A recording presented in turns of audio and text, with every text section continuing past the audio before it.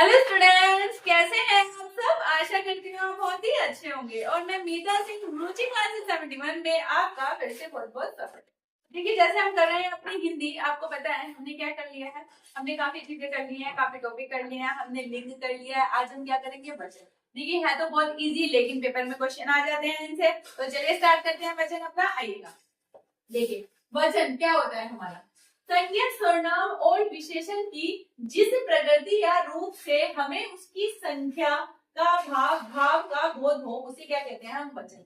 यहाँ पर आपको संख्या का बोध होगा किसी की, आपको पता है संज्ञा, सर्वनाम या विशेषण की जिस प्रकृति या रूप से आपको किसी संख्या का बोध हो। संख्या क्या है, संख्या का बोध हो, उसे क्या कहते हैं हम, वचन कहते हैं। या की संख्या एक वचन है या फिर हमारी बहुवचन है। तो बात करेंगे, देखिए यहाँ पर वचन के प्रकार। वचन के प्रकार कितने प्रकार के होते हैं, दो प्रकार के होते हैं। देखिए, इंग्लिश में भी दो होते हैं और हिंदी में भी हमारे दो प्रकार के वचन होते हैं। बात करते हैं एक वचन। एक वचन क्या होता है, जिस विकारी शब्द के कारण किसी व्यक्ति, वस्तु, प्राणी, पदार्थ आदि के क्या होते हैं, एक होने का, यानी कि वो चीज सिर्फ एक है कि होने का पता चले, उसे हम क्या कहते हैं, उसे हम कहते हैं एक वचन। क्या कहते हैं, उसे हम एक वचन कहते हैं। अब देखिए, जैसे जैसे मैंने आपको कहा नदी, नदी क्या है, एक वचन है यहाँ पर। जैसे मैंने कहा आपको लड़का, लड़का क्या है यहाँ पर, एक वचन है किसी का नाम लेके। जैसे मैंने आपको कहा माला, क्या है, ये भी एक वचन है। बच्चा, ये वचन। तो ये सब क्या आते हैं हमारे एक वचन में, जहां किसी बंदे का एक के होने का पता चलता है उसे हम एक वचन कहते हैं।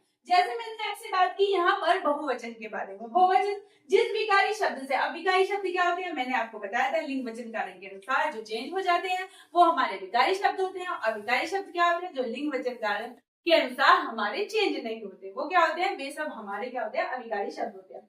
जिस विकारी शब्द के कारण किसी व्यक्ति, वस्तु, प्राणी, पदार्थ आदि के एक से अधिक होने का, जहां पर एक होने का बोध होता है उसे हम क्या कहते हैं, उसे हम एक वचन कहते हैं। लेकिन जहां पर एक से अधिक होने का बोध होता है उसे हम बहुवचन कहते हैं। अधिक होने का पता चलता है। अब कैसे देखिएगा, जैसे मैंने आपसे कहा नदियां, नदियां पता चल रही है, एक नदी की नहीं काफी नदियों की बात कर रही हूँ। जैसे मैंने कहा लड़के, लड़का हो गया एक वचन और लड़की क्या हो गया, बहुवचन। जैसे मैंने कहा आपको माला, एक वचन हो गया तो इसकी क्या हो जाएगी, मालाएं। यहाँ पर क्या होगा, बहुवचन हो जाएगा। जैसे गधे, जैसे गधा हो गया एक हो गया, मैंने कहा गधे, तो क्या हो गया, बहुवचन हो गया।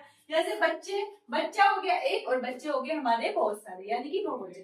देखिए, ये तो सिंपल सी बात थी, आपको पता भी होगा है। जैसे मैंने आपको कहा किताब अच्छी है, तो यहाँ पर किताब मैंने पूछा क्या है भाई, किताब अच्छी है, तो यहाँ पर किताब एक वचन है। अगर मैं वहीं पर कह दूं आपको किताबें अच्छी है, तो किताबें क्या हो जाएगा, किताबें हो जाएगा हमारा वहां पर बहुवचन।